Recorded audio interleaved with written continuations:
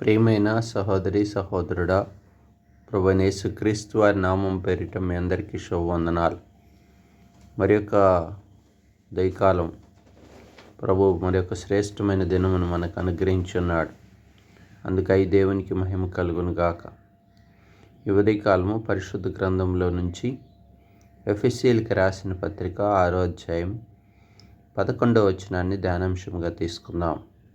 మీరు అపవాది తంత్రములను ఎదిరించుటకు శక్తిమంతులగునట్లు దేవుడిచ్చు సర్వాంగ కవచములను ధరించుకొనుడి.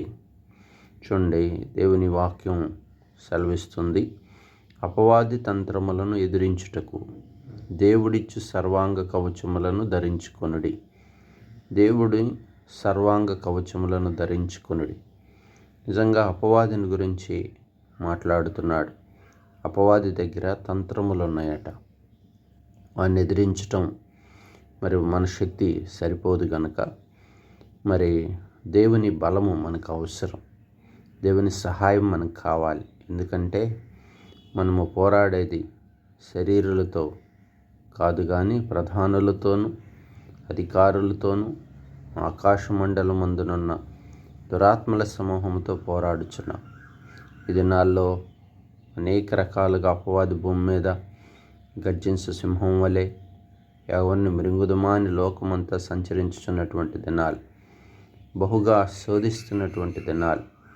కాబట్టి అపవాదిని ఎదిరించడానికి దేవుని దగ్గర దేవుడిచ్చి సర్వాంగ కవచములు ధరించాలి. అనగా మరి శిరస్సునకు మరి శిరస్రాణం ధరించాలి, అనగా రక్షణ పొందాలి.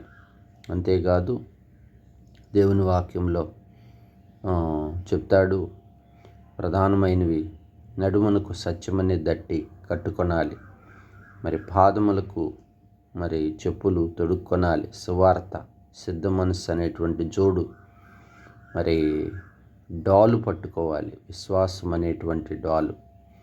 మరి అంతేకాదు వాని దుష్టుడి దగ్గర అగ్నిబాణాలు ఉన్నాయి కనుక వాని ఆర్పుటకు శక్తిమంతులగునట్లుగా వాక్యం అనేటువంటి ఖడ్గము, రక్షణ అనే శిరస్రాణము, మరి ఆత్మ సంబంధమైన ప్రతి సమయమందు ప్రార్థనా విజ్ఞాపనలు చేయుటకు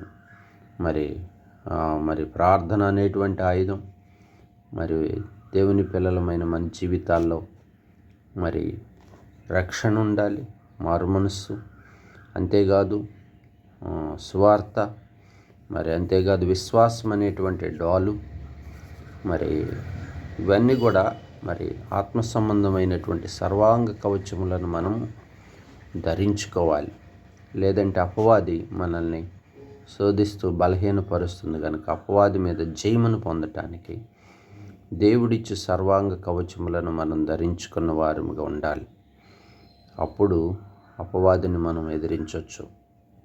దేవుని శక్తి ద్వారా అపవాదిని మనం గెలవచ్చు, జై జీవితాన్ని పొందవచ్చు. వాక్యం అనేటువంటి ఖడ్గం, ఆత్మ ఖడ్గం, విశ్వాసం అనే డాలు, రక్షణ శిరస్రాణం, మరి నడుమునకు సత్యమనే దట్టి.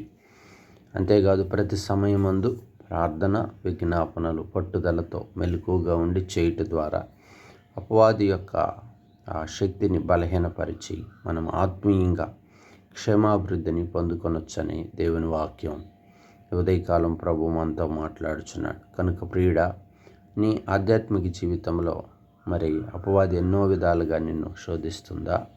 అయితే ప్రభు యొక్క మహాశక్తి కొరకు, బలము కొరకై దేవుని సన్నిధిలో దేవుడిచ్చేటువంటి సర్వాంగ కవచములను ధరించుకొని అపవాదిని ఎదిరించు.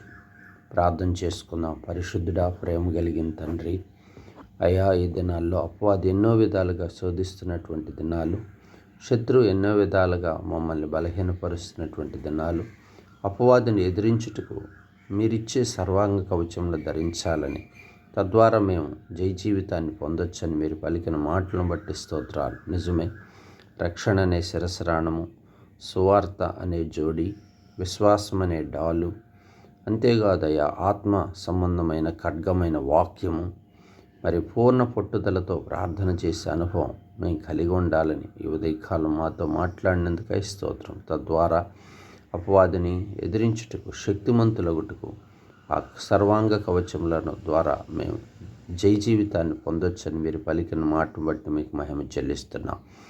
దేవా, ఈ దినమంతయు మీ కృపలో బలపరుస్తురండి. సంఘంనకు క్షమాభివృద్ధి కలగచేయము. ప్రతి బిడ్డను మీరు జ్ఞాపకం చేసుకున్నాము.